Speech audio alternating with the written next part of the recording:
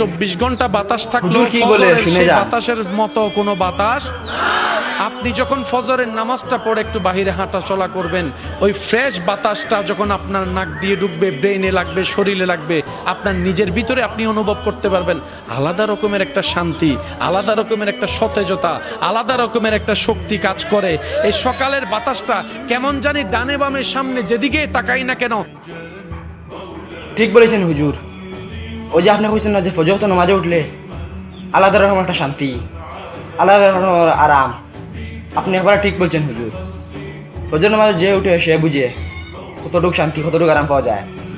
ইনশাল্লাহ আমি ফজর নামাজে উঠলে বোঝা যায় বাইরের বাতাস কেমন। এই বাতাসটা শুধু বাতাস না, এই বাতাসটা হচ্ছে একটা ঔষধ। কত বেমার আজার কমে। আমাদের সমাজের মানুষ তো বুঝে না।